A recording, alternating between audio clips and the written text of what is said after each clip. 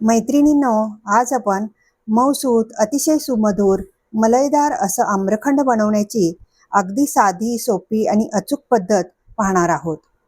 नमस्कार, मी विजया क्रिएशन्समध्ये तुमचं खूप खूप मनापासून स्वागत. सर्वात अगोदर आम्रखंड बनवण्यासाठी आपल्याला नेहमी ताजं आणि कमी आंबट असलेलंच दही वापरायचं आहे. मलईदार दही असलं की याचा आम्रखंड देखील तेवढंच टेस्टी बनतं. आज इथे मी दह्याचा चक्का बनवण्यासाठी कर्ड स्ट्रेनरचा वापर करणार आहे.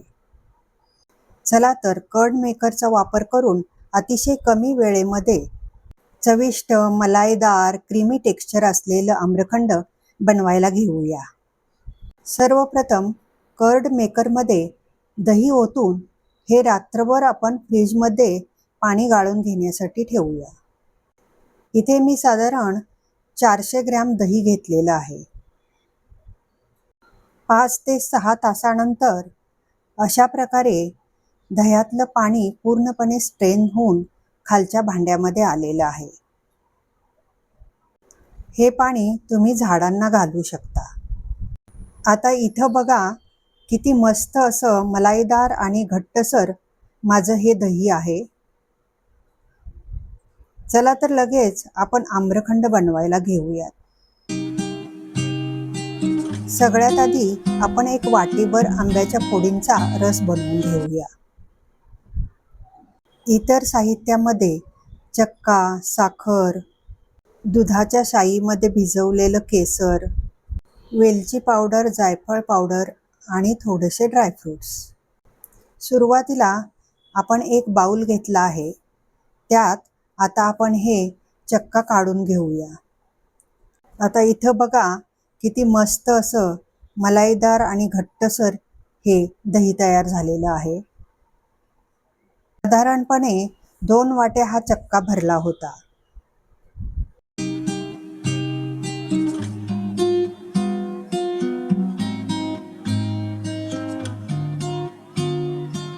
त्याकरिता 1 वाटी आंब्याचा रस इथे मी वापरलेला आहे.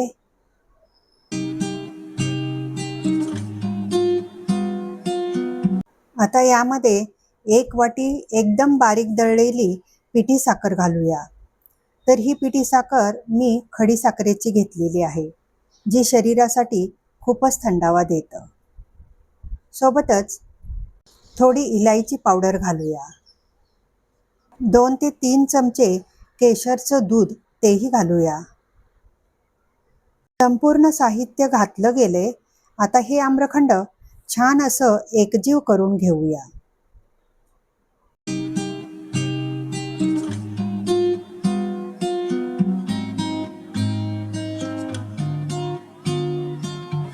आता हे मिक्सचर जेवढं आपण एकत्रितपणे फेटून घेऊ तेवढं आम्रखंडाला रंगही सुरेख येईल व क्रीमी टेक्स्चरही येईल.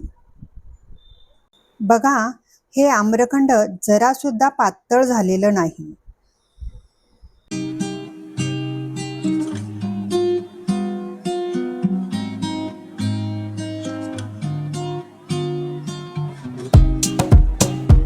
आता यामध्ये आपण ड्रायफ्रुट्सचे काप घालून घेऊया.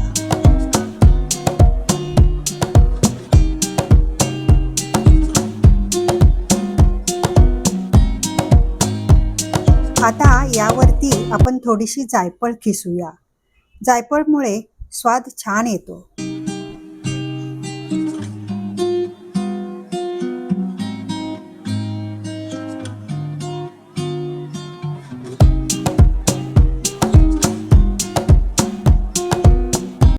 आता हे मिश्रण आपल्याला चांगलं 2 ते 3 मिनिटं सतत फेटून घ्यायचं आहे.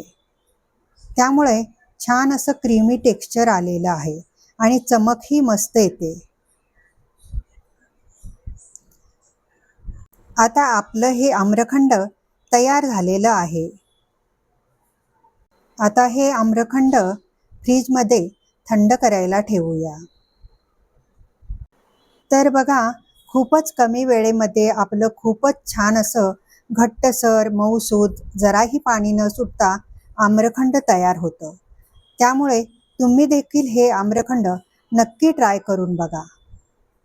तुम्हाला आजची ही रेसिपी कशी वाटली हे कमेंट करून नक्की सांगा. रेसिपी आवडली असल्यास व्हिडिओला एक लाईक करा, चॅनलला सबस्क्राईब करा. चला तर मग पुन्हा एकदा भेटूयात अशाच एखाद्या छानशा नवीन रेसिपीसोबत. तोपर्यंत धन्यवाद.